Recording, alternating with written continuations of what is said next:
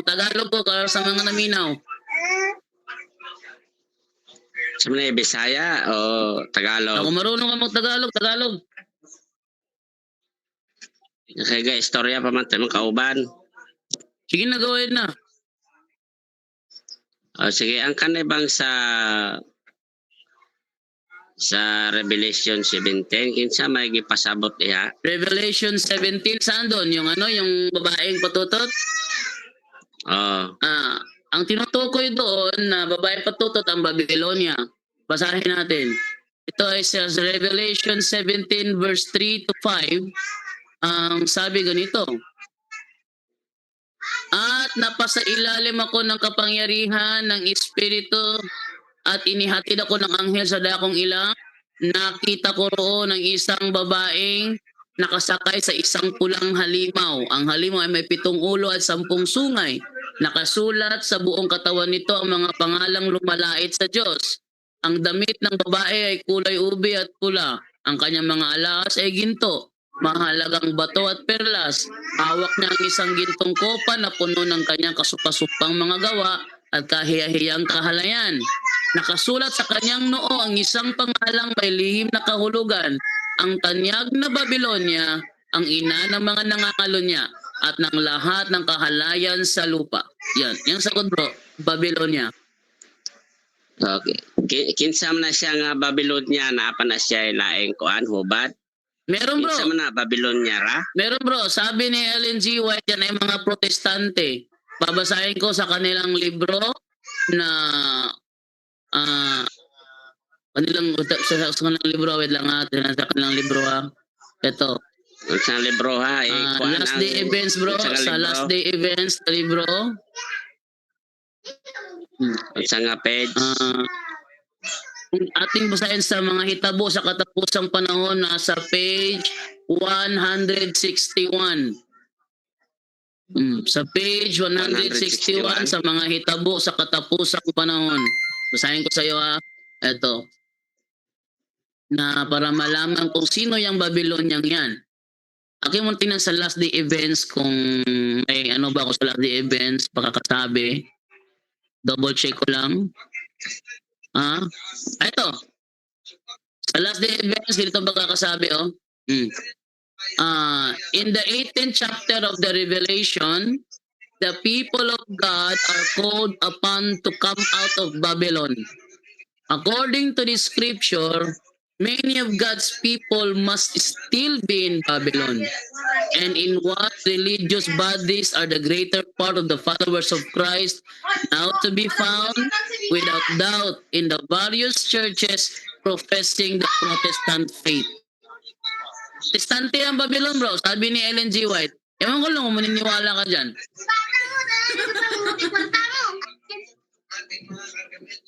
Protestante? Protestante. Ulitin ko In the 18th chapter of the Revelation, the people of God are called. Aking doon tayo sa Bisaya. Baka maintindihan mo so kung ipibisaya ko pero tatagalugin ko lang pagpapaliwanag para sa mga hindi nakakaintindi ng Bisaya.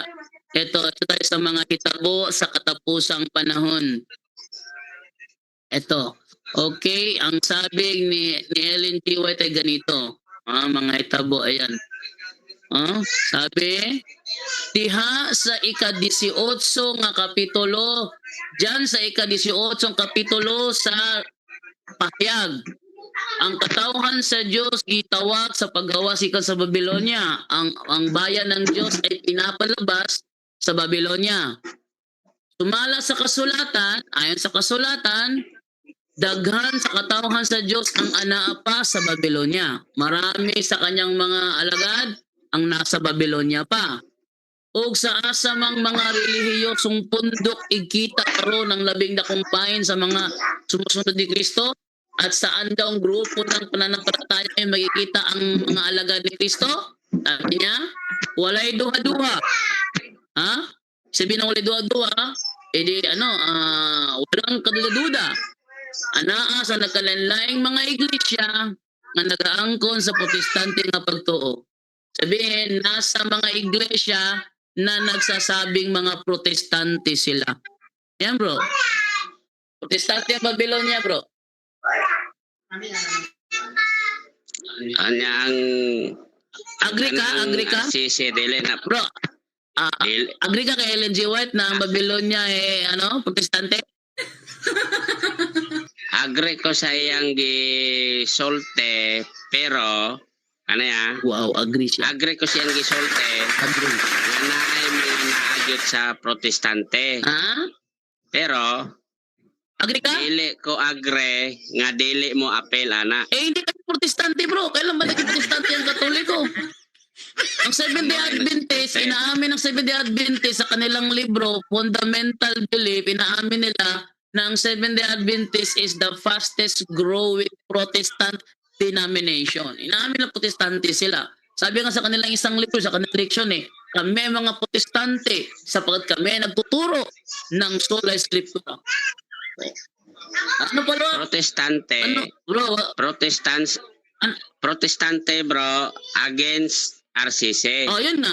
Against kayo RCC. Protestante kayo. Against RCC. Inamin nyo na ano Pero kayo, dili- protestante. Pero dili protestante nga against God. Ay mali ka. Hindi against RCC. Bro, wag kang gumawa ng ibang kahulugan ng terminong protestante. Ang terminong protestante ginawa siya para i-refer sa mga kumakalaban sa Katoliko. Ating basahin ng encyclopedia kung saan yung para saan yung protestante. Ito. Magiging protestante. Oxford Protestante Illustrated kami. Encyclopedia. Ano yung protestant? A member or adherent of any of the Christian bodies that separated from the Roman Catholic Church. The term has been used to identify those who accept the principles of the Reformation as opposed to Catholic. Ginamit ang terminong yan para i-identify ang mga tumatanggap sa prinsipyo ng Reformation at kumakalaban sa Katoliko. At inaamin niya ng inyong sakto. fundamental belief, inaamin ng inyong libro na protestante kayo. Sakto man na siya. Sakto bro, agree ko ana. Pero wala kang mabasa na ang protestante, ang ibig sabihin ng protestante kinakalaban ng Diyos. Wala kang mabasang ganyan. Bro Jando, kanina pa daw nagpapaksept si Bro sa Wendell. realidad. Nagit siya. Ano yung Brother Angel? Kanina pa nagpapaksept daw si Bro Wendell. Brother Wendell. Okay, attendant Brother Wendell. Pwede mag-accept yung yung mga co-host. Pwedeng mag-accept yung mga co-host. Pag napansin niyo may lumabas na mag-out dyan, pwede kayo mag-accept. Ako lang yung mag-co-host. Ako lang yung may pwedeng mag-co-host. Okay, Brother Maguire. Ano pa pala question mo? Wala na? Yun lang? Sino yung babaeng patutot? Babylonia yon. Ano pa pala question mo? Babylonia. Babylonia siya. Babylonia. Unya kay nakasulob man na siya og pula. Unya naa pa siya kupang nga bulawan. Tama. Babylonia nga kasi ibig sabihin ng Babylonia. Kinsa nga protestante gagamit ana. Bro, kung sinong protestante gumagamit niyan, hindi sinabi ni Ellen G. White.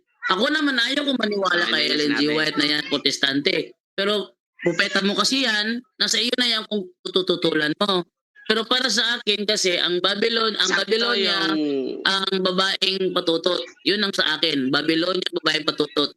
Nakasuot siya ng pula. Nakasuot siya ng pula. Ang ibig sabihin niyan, marami siyang papatayin. Ganon ba yan? Marami siyang papatayin ng mga banal. Yun. Mga santo. Banal.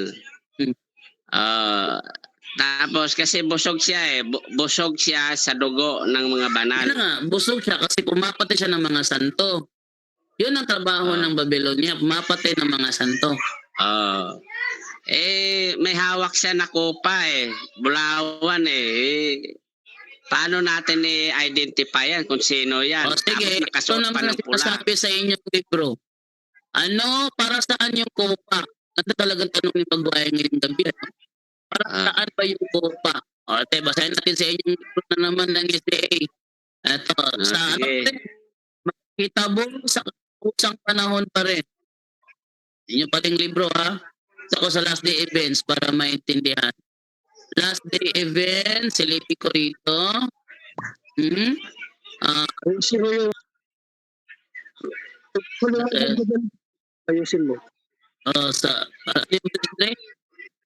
Sabi ko lang ayusin mo. Diyan rin, hindi maririnig. Yung mic mo. Bro, yan doon, nag-static yung ano mo. Yung mic Ayan, okay na yan?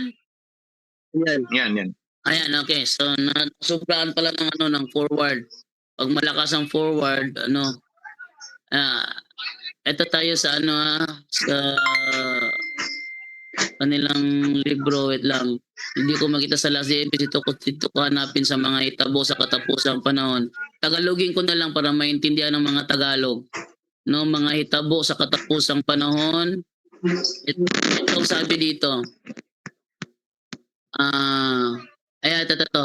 Sa page 161, ito sabi, kanyang pinapainom ang lahat ng bansa sa alak ng kanyang pita, ng kanyang karumaldumal na pita, kaulag pita Paano ito nangyayari? Sa pamamagitan sa pagpipilit sa mga tao upang ipatanggap ang peking Sabado. So yung kopa na yun ang kanyang ginagamit para ipainom sa mga tao ang peking Sabado. Kaya kapag ininom ng tao yun, tinatanggap nila ang peking Sabado. Yan sinasabi ng inyong libro. Nasabtan pod kahanin mo na, bro. Yes, naintindihan ko. Liwaliwanag ko. Iyang gipainom, kanyang pinainom, ang tanang kanasuran ng lahat ng bansa, sa bino, sa alak, sa iyang mahugong kaulag, sa kanyang maruming pita. Giunsa ni paghitabo. Paano nangyayari yon? Pinaagi sa pagpugos, sa pamamagitan ng pagpipilit, sa katauhan, sa pagdawat sa mini nga Sabado, sa mga tao para ipatanggap ang peking Sabado. O yun, peking Sabado. Lami kaya nga peking Sabado, no? Peking ang Sabado. Sabi, peking ang Sabado. Pero wag ka kasabot ana, no? Ano ngayon yan? Ano yung peking Sabado? Meron bang peking Sabado? Ano yung peking Sabado, bro? Pero lagi ka kasabot ana unsa na nga peking Sabado. Gusto ko lumabas sa bibig mo ano yung peking Sabado para gagamit ako ng salita ng Seventh-day Adventist, ibangga ko sa iyo. Sige, ano yung peking Sabado? Sige. Ang akong pagsabot ana, siyempre, naturalmente, amo anang propeta, among giila nga propeta, si Ellen G. White. Ano yung peking Sabado, bro? Ano yung peking Sabado? Hulat sa, kay mo, ipa-introduction na sa ako, ayaw sa pagdali. Mag-Tagalog ka, bro, hindi ka nila maintindihan Wag ka muna magmadali. Hintayin mo muna kasi nagsasalita pa ako Sige, go. Sa pagkakaintindi ko dito, ito kasi ang pagkakaintindi ko dito, pinipilit nila sa pagtanggap ng peking Sabado. Ano ba ibig sabihin ng peking Sabado? Yung bang sinasabi nyo na ang Sabat, linggo na, yun yung ibig sabihin yan. Linggo pala peking ito, bro. Sabado. Linggo pala ito? Linggo yan. Bakit sabi ng mga Sabadista, hindi kailanman naging linggo ang Sabado? Dito sa argumento na to, sagutin mo, bro. Bakit sinabi ng mga Sabadista na hindi kailanman nangyari na ang Sabado naging linggo? Ba't sa'yo linggo ito? Sabi Sabado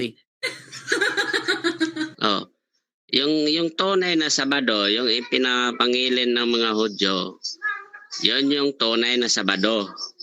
Pero yung sinasabi dito ni Ellen G. White na peking Sabado, ito yung linggo na tinatawag ninyong Sabat kasi ang sabi doon sa Hebreo, 4:8 na. Bro, marami. Wag ka muna magsapaw. Sige. Pasalitain mo muna ako. Sige, go. Kasi Kaya nga tinatawag na piking Sabado yan. Kasi marami ang nagkiklaim ngayon, kahit sino pa dyan, basta sandikeeper, nagkiklaim na ang bagong Sabat daw ngayon ay Linggo dahil sa pagkabuhay ni Kristo. Yon yung kiniklaim nila.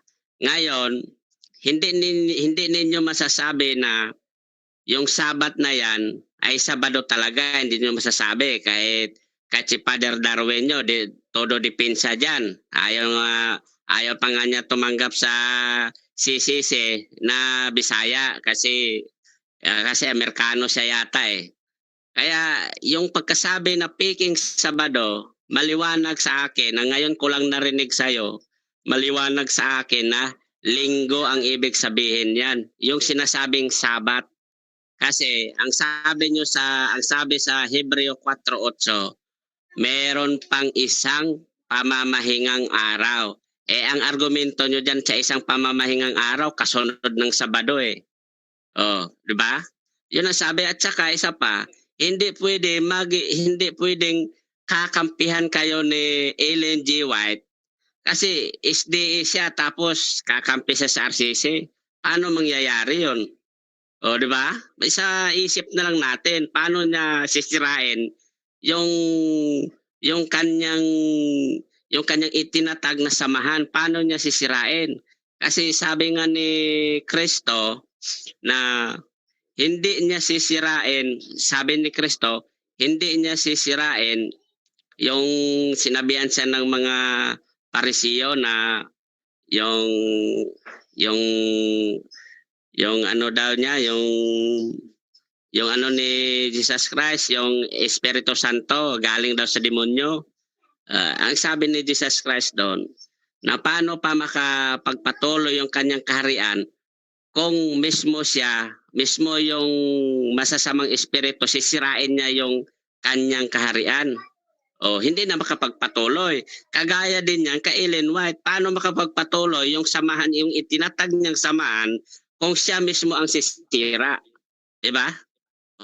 Pwede ka paano nang niya tanungin. makapagpatuloy? Ako tatanong ngayon. Kung sasabihin mong Sabado yan na tunay talaga na Sabado yan, ay si Ellen White mismo mali na.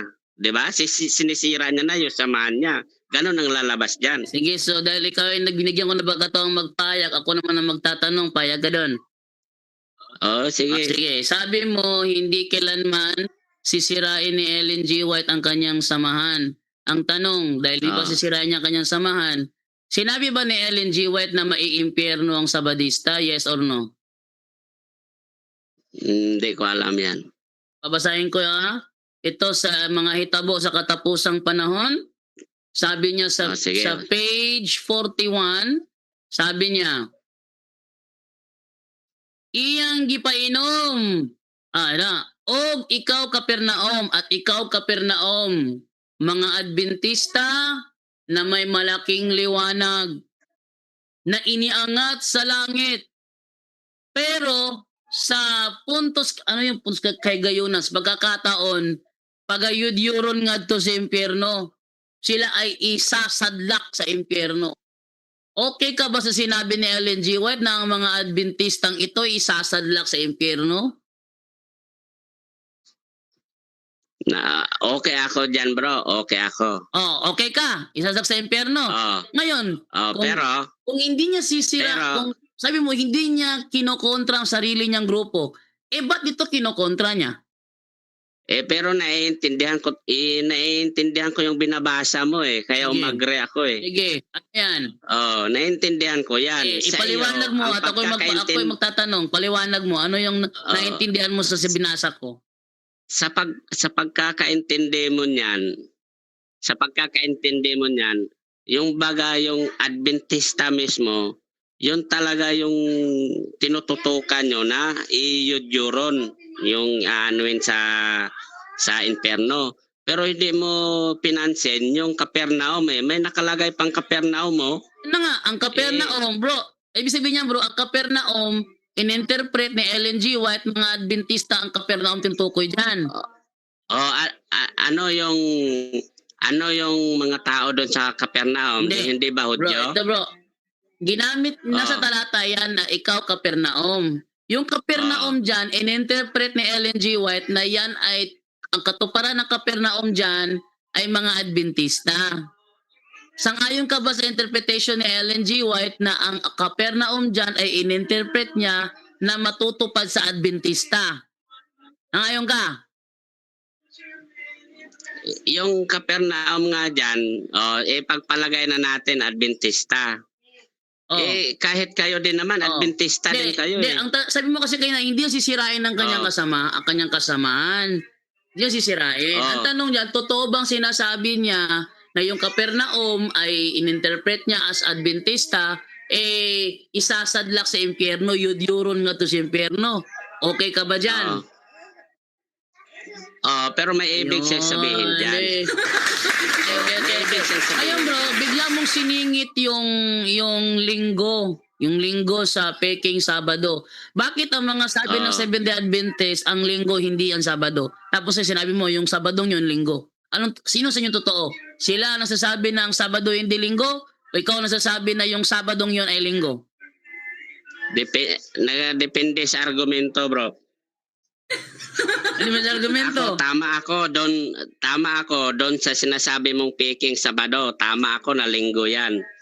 Pero doon sa argumento ng mga kasamahan ko na ang Sabado, na talagang Sabado yan. Pero iba talaga, bro. Alam ko naiintindihan mo rin yan kaso siyempre hindi ka kakampi.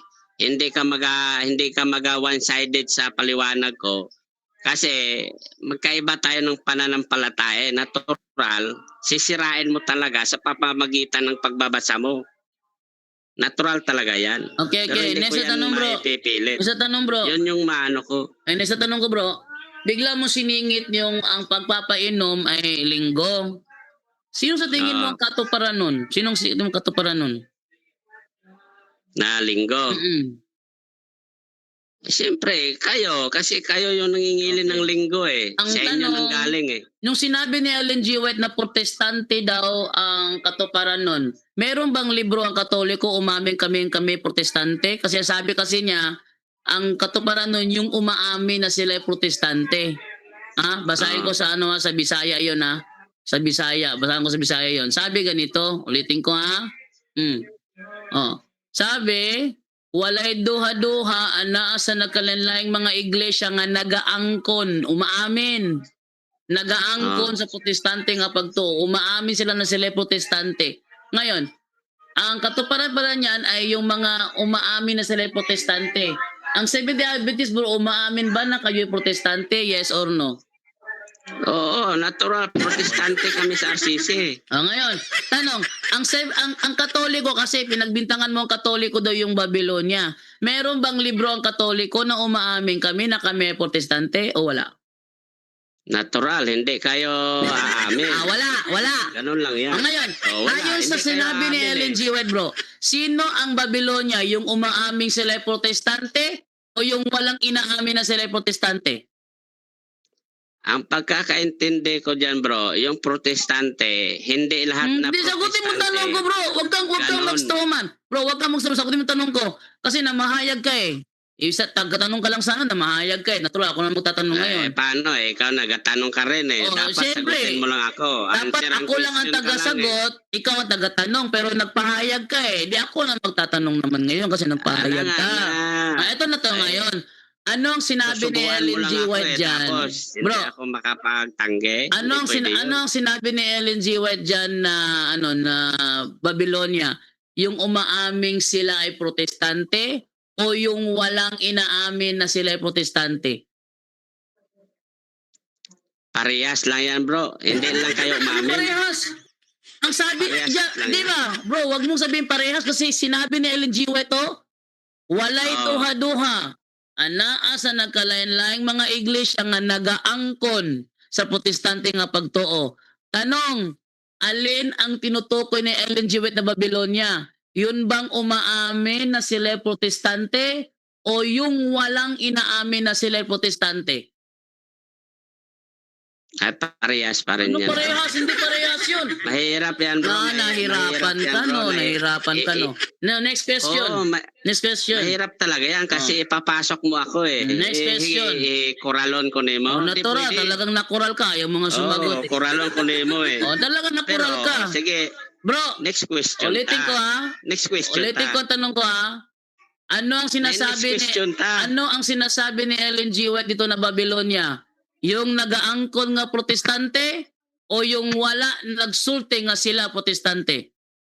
Okay, for the sake of argument ha. For the sake of argument ha.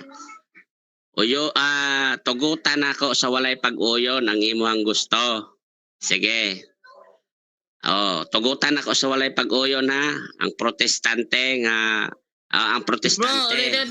teka. Huwag kang defensive bro kasi pahayag ito ni Ellen G. White mong sabihin tututulan mo ito. Yung iba rin yung sa akin. Ibig sabihin kakontra ka ni Ellen G. White dito.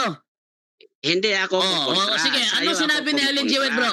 Ano sinabi ni Ellen G. White Sa'yo na ako katuparan ng kumukontra. Babylonia, bro? Anong sinabi ni Ellen G. White na katuparan ng Babylonia? Yung nagaangkon sa protestante nga pagtuo o yung wala magsulti nga protestante sila? Tugutan ta kagani sa walay pag-uyon. Anong muli baguyon sa sinabi ni Ellen G. Tugutan. White? Sa sinabi Wala mo, sa tanong, sa tanong Nandiyan mo. na yung sagot, oh. Hindi. Nasa harap mo na ang sagot. Hindi. Ano ang sinabi ni Ay, Ellen G. koralon. White na Babylonia? Koralon man ko nimo dra. Koralon man ko Ay, nimo. ang problema mo ngayon kung nakukural ka. Ni Ellen Bro, White. hindi ko problema kung nakukural ka.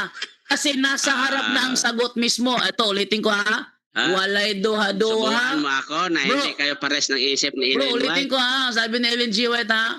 Walay duha-duha. Anaa sa nagkalain-laing mga iglesia nga nagaangkon sa protestante nga pagtuo. Nga nagaangkon sa protestante nga pagtuo. Sa Tagalog, umaamin na sila yung mga protestante. Ngayon, ang tanong, alin ang tinutukoy ni Ellen G. White na katuparan ng Babylonia? Yung nagaangkon sa protestante nga pagtuo o yung wala misulti nga protestante sila? Anong tamang sagot? Tugutan ta ka sa walay pag-uyon. Mao lang eh. Tugutan ta ka sa walay Ay, pag-uyon. ano nakalagay dyan? Basahin mo, nakalagay dyan. Ako na po dayon ha. Sige, di ba ako tapos? Sagutin mo na yan. Sige, protestante nga nag-angkon. Ang tanong, sino ang umaamin na protestante, ang Seventh-day Adventist o ang Romano Katoliko? Tugutan ta ka sa walay pag-uyon. Sino ang umaamin, bro? Sino ang umaamin?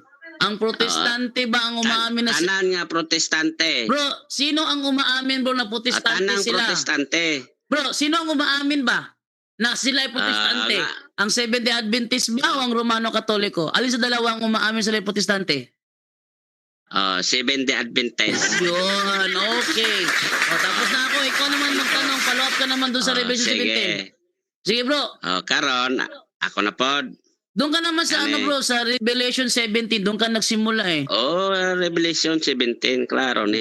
Sige. Karon, kay nag-ingon ba sa Revelation 17, nagsolob man siya og pula, og naibit-bit siya nga kupa nga bulawan. Sinagot na yan, bro. Kinsa man na siya. Bro, sinagot na yan, bro. Sa Next Adventist, question. Sinagot na yan. Next question. Dalira, bro, wala pa gani. Mangutana pa ko, sa Seventh-day Adventist ba, naabay gasolob og pula, o gabit-bit og kupa nga bulawan? Okay. Wala. Magandang tanong. Ang nasa review 17, hindi siya literal. Hindi siya literal na nagsusuot ng pula. Hindi siya literal. Yan ay symbolikal. Yung damit na pula, ang meaning doon sa damit niyang pula, siya ay pumapatay ng mga santo. At yung kopa naman, nalalasing siya sa dugo ng mga santo. Yon, symbolikal yan. Kaya pag sinabing symbolikal, walang literal. Pag sinabi mo kasi nagsusuot ng pula, literal na yon. Sinasabi mong may kopa, literal na yon. Tandaan nyo, si Kristo, may kopa si Kristo. Okay? Si Kristo may pula sa kanyang damit. May pula sa kanyang damit. Dugo. Basahe ko Ben, ay pula. May basa. Basahin na si Kristo may pula sa damit ha. Ito, Revelation 19:13. Gusto mo kasi na mababasa talaga. Ito, Revelation 19:13. Ang sabi ganito. Basang-basa sa dugo ang kanyang kasuotan. Uy, hala. Dugo man di ay na. Ay, ano yung dugo? Di ba pula? Ano yung dugo? Pula o man hindi? di ay na. Yung dugo, Grabe. pula o hindi? Pula. Pula. Basang-basa sa dugo ang kanyang kasuotan at ang tawag sa kanya ay salita ng Diyos. So si Kristo mismo may pula sa kanyang sinusuot. May dugo, pula sa kanyang sinusuot, pula ang kanyang sinusuot. Pangalawa, may kopa si Kristo. So hindi siya pwede siyang katuparan. Ngayon, ulitin ko, ang Revelation 17, symbolical. Symbolical ng Revelation 17, walang literal na magsusuot ng damit na pula at walang literal na may daladalang kopa. Kasi kung ililiteral mo na naman yan, kakontra mo naman yung ibang sabadista. Kasi sabi, yan ay symbolical. Pag symbolical, walang literal. Kaya mali ka. Mali yung context mo. Sa paliwanag mo bro, naniniwala talaga ako sa sinabi ni Apostle Paul. Ay, walang sinabi si Apostle Paul bro, na ang kasuotan na pula na, bro, wait lang ha. Alam mo ba yung ibig ko sabihin? Bakit ka dumiretso? Alam mo, no? Ang talino mo talaga. Bro, talagang hindi mo ko maluloko, bro. Ang talino mo nga. Sinabi na kasi, bro. Pero hindi ko yan bro, wait lang. Ulitin ko ha. Alam ng lahat na symbolical ang Revelation 17. Pag symbolical, wag mong ipasok yung literal. Para kang si Mitchell Bendelio eh. Yung 7 bundok, ginawang literal na 7 bundok. Uupuan ng babae. Yung bundok, literal. Yung uupo, hindi literal. Pwede ba mangyari yun? Yung uupo ay hindi literal, tapos yung uupuan niya biglang naging literal. Hindi pwede yun. So the same ganito. Yung babae na magsusuot ng pulang damit, hindi literal. Therefore, ang isusuot ng pulang damit, hindi rin literal. Ngayon, yung babae na may hawak ng kopa, hindi rin literal. Give me the mouse. Hindi rin literal. So, yung kupang hahawakan, hindi rin literal. Huwag mong gawing literal. Ginagawa mong literal eh. Mali yung pangunawa mo dyan. Inaamin nyo na nga eh. Na hindi literal yan. Ba't mo ililiteral? Sige. Pero naniniwala talaga ako bro sa sinasabi Ay bro, hindi ako naniniwala sa'yo. Ang pinaniniwalaan ko sinasabi ng anghel. Bale, wala akong pakialam sa paniniwala mo. Ang alam ko lang, yung babae. Paano mo nasabi? Alam mo ba yung iniisip ko? Yung babae alam dyan. Alam mo ba iniisip ko bro? Bro, wait lang ha. Yung babae dyan, hindi literal. So yung susuot niyang damit, hindi rin literal. Yung babae dyan, hindi literal. So yung hawak niyang kopa, hindi rin literal. Once iniliteral mo yung damit, yung kopa, therefore literal din yan na babae. Kung literal na babae yan, sino ang babaeng yan? Wala kang maisagot. Kasi hindi yan literal eh. Yung babae dyan sa Revelation, hindi pala yan literal. Hindi literal yung babae, therefore, hindi rin literal ang kanyang isusuot, hindi rin literal ang kanyang hawak na kopa. Wag mong iliteral yung dalawang yon kasi hindi literal ang gumagamit nun. Next question. Sige. Sabi mo, ay hindi naman literal yung babae dyan sa Revelation. Symbolical daw. Paano naman yung babae sa Revelation 12? Yun. Literal. Yung Revelation literal 12 naman na babae, tatlo ang sagot namin doon. Tatlo yon. Yung isang babae, manganganak ng batang lalaki. Sino yung batang lalaking yon? Si Jesus. Walang tumututol. Si Jesus yon. Sino ang babaeng magsisilang kay Jesus? Kung hindi si Maria. Di literal nga. Yung nagsilang, yun ang sabi sa nagsilang sa verse 5. Yung nagsilang ng batang lalaki, yung babaeng nagsilang doon, si Maria. Kasi lang naman tututol na Bible scholar, yung batang isinilang, si Jesus. Kung yung batang sinilang si Jesus, sino magsisilang sa kanya? Huwag mo sabihin sa aking iglesia. Huwag mo sabihin sa aking Literal iglesia. nga. Yung sa unahan, yung pinersecute yung babae pinersecute doon, yun ay nagre-refer sa iglesia. Pero yung babaeng nagsilang ng batang lalaki na mag-aari sa lahat ng bansa, yung batang yon si Jesus. Sino nang silang kay Jesus? Huwag mo sabihin sa aking iglesia, siya nga ang nagtatag ng iglesia. Di siya sinilang ng iglesia. Kasi kung siya sinilang ng iglesia, lilitaw na mas naunang iglesia kay Kristo. Ang Biblia, si Kristo ang nagtayo ng iglesia. Nauna siya sa iglesia ngayon. So ang nagsilang sa batang lalaki na maghahari sa lahat ng bansa, sa aming paniniwala, si Maria yan, walang iba. Ewan ko lang sa'yo kung sinong ina ang ituturo mo. Literal pala yun, literal pala. Sabi ko tatlo bro. Yung una, referring to Israel sa bayan ng Diyos. Pangalawa, yung nagsilang ng batang lalaki, Maria. Saan? Pangatlo, Anong version, bro? yung pinersecute sa iglesia. Sa katuruan ng Saan Katoliko, bro, sa katuruan ng Katoliko, tatlong kahulugan nun. Una, sa Israel. Pangalawa, yung nagsilang, si Maria. Pangatlo, yung pinersecute, iglesia. Yun ang aming interpretation doon. Pero di naman yun ang tanong mo eh. Ang tanong mo kasi nasa Revelation 17, tuloy natin yon. Kasi sa temang yan, dyan ko pinabagsak si Bendilio.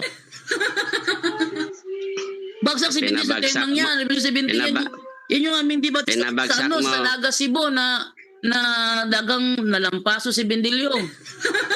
Nalampaso. Kitabi Nalampaso ako. si Bendilio doon. Sige, doon ka sa 17, ulit mo. Tapos ka na doon, di mo natatapos yung Hindi, humanon ta sana kay naan man ta dre. 17 tayo, 17. Doon ka na sa 17 eh. Maglisod na kane. Bro, hindi ako nahirapan, sinagot ko na nga, di ba? Sige, una, kung hindi ka nahirapan. Yung una, siyempre ako yung magtatanong eh. Israel. Pangalawa, kay Maria. Pangatlo sa iglesia. Saan na verse na sinasabi mo si Maria yan, literal? Saang verse dyan sa 12? Verse 5. Revelation 12 verse 5. Revelation 12 verse 5. Si Maria ne. Basahin mo muna. Sige ha. Unya, ang babae o lalaki ang iyang anak. Babae lalaki ang kanyang anak. Kasi ang kanyang anak babae at lalaki. Anong babae at lalaki? Pwede sabihin sa babae at lalaki ang kanyang anak? Unya, mga anak, ang babae o lalaki. Ayun. Na? Atong sugdan sa 4 ha. Ituloy mo yung verse 5.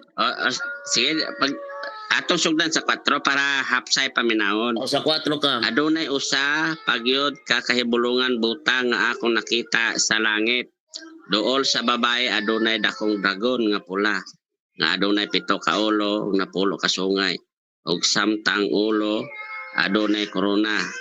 Gikahig sa iyang ikog ang ikatulo nga bahin sa mga bituon o gipanglabay sa yuta. Nagtindog siya atubangan sa babae nga manganakay aron pag-anak sa babae kaunon dayon niya ang bata. Kani akong pangutana dire bro. Dire lang sa 4 ha. Kay ingon man ka si Maria man eh. Unya. Hindi, wala ko sinabi sa 4 si Maria. Sabi ko sa 5. Yung sa 4, ang sagot sa 4 nasa Roman 9:5.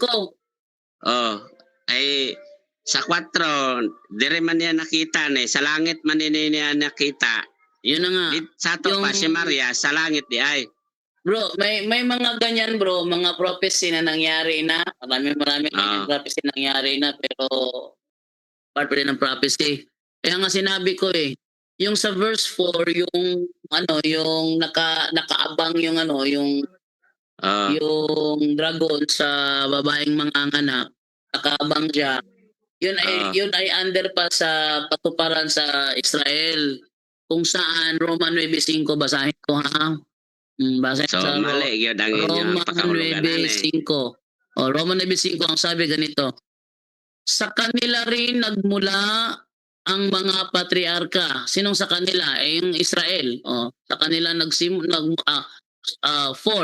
Sila'y mga Israelita na binigyan ng Diyos ng karapatang maging mga anak niya.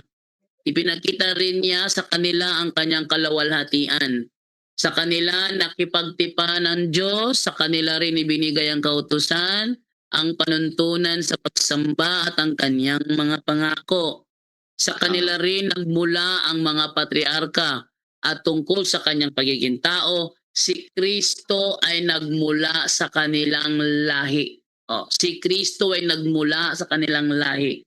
So yung 1 to 4, yung 1 to 4 referring yan sa Israel. 1 to 4.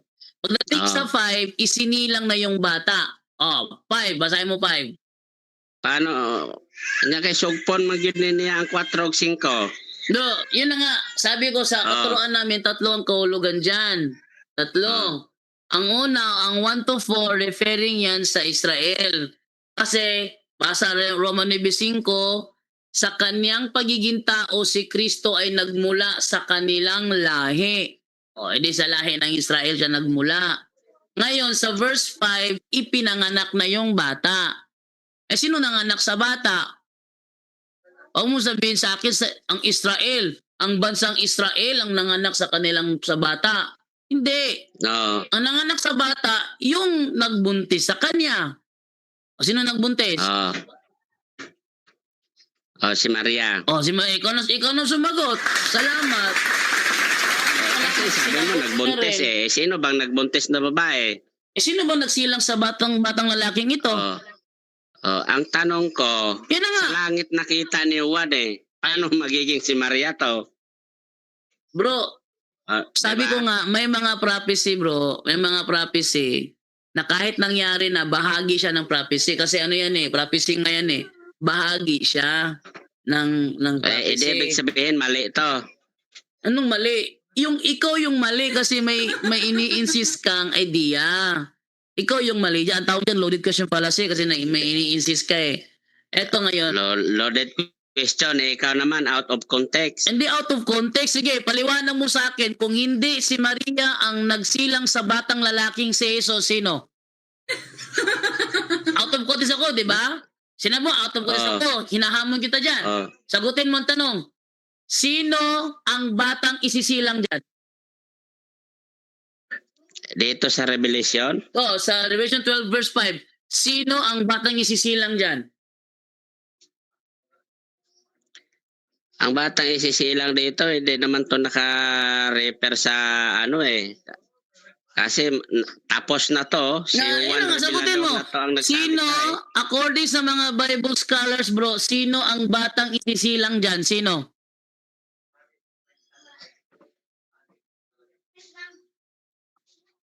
Pwede ka makasagot. Sino? Kung doon tayo mag-refer sa Mateo, si Hindi. Jesus Christ. Hindi. Sa Revelation 12 verse 5, sino ang batang isisilang dyan?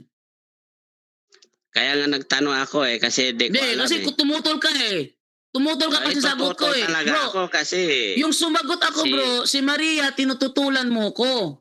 Tinututulan mo ko, karapatan kong itanong sa'yo, ba't ka tumututol? Kasi pag sinabi mong mali, alam mo ang tamang sagot. Ngayon, ulitin ko, sino yung batang tinutukoy sa verse 5 na isisilang?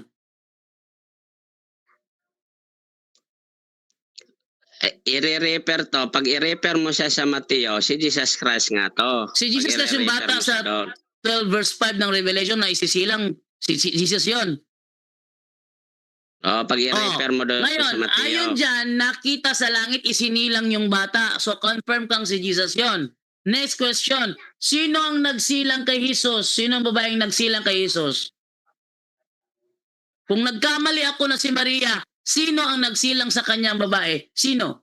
Nagkamali pala ako Sino? Doon nga sa Mateo, si Maria nga. Pero dito, ipaliwanag mo muna na dito, sa langit Ayaw nga. sa langit. Meron sa ka langit bang nakita prueba? ni Juan, Meron ka bang prueba na sa langit merong ibang Hesus na isisilang doon ng isang babae? Paano mo ito ipaliwanag ang 4? Hindi, paano mo ito, babasahin ko Papaliwanag mo dito muna ha, yan. babasahin ko dito. Bago ka maging Oo. magaling. Ito ngayon sa isang Protestant commentary na si Charles John Ellicott, and she brought forth. Sino tong she brought forth? According dito, the fact that this child is Christ must not cause to limit the meaning of the vision to the efforts of the evil one to destroy the infant Jesus. The infant Jesus. Ito ay Bible scholar na si Charles John Ellicott, Protestant Bible scholar. Sabi niya, yung bata dyan ay yung infant Jesus. Ngayon, dahil nililitaran mo na naman ulit, ililitaran mo naman ulit, na sa langit nangyari ang pagsisilang. Tanong, saan isinilang si Jesus bilang infant? Sa langit o sa lupa? Sa lupa. Sa lupa. Pero ang sabi sa langit, sabihin, hindi siya literal, symbolical siya. Symbolical Ba't sabi mo literal? symbolical siya na sa langit nangyari. Pero ang batang katuparan dyan na isinilang si Jesus. So ang tanong ngayon, kung si Jesus ang batang isinilang, sino ang babaeng magsisilang?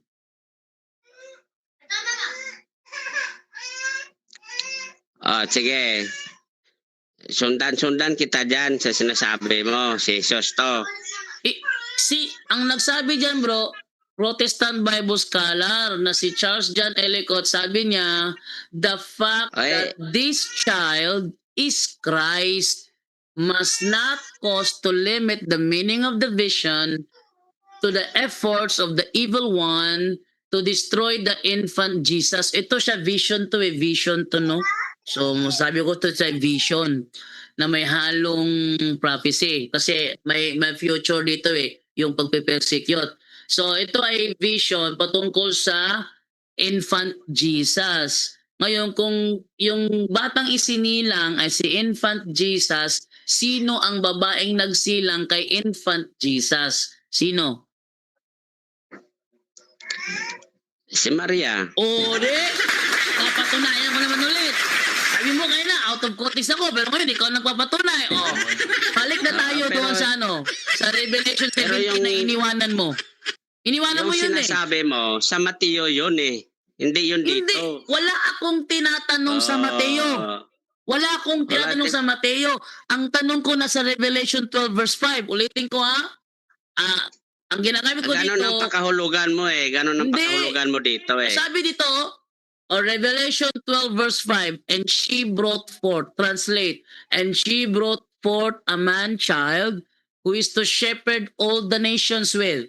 It is literally in a rod of iron. There can be no doubt that this man-child is Christ.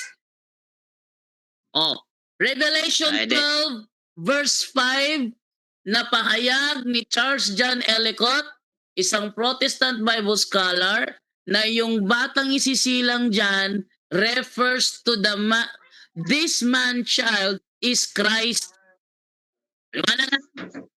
So yung bata na isisilang sa Revelation 12 verse 5 na maghahari sa lahat ng bansa ay ang infant Jesus. So ang tanong ko ngayon, sino ang babaeng magsisilang sa infant Jesus ayon sa Revelation 12 verse 5?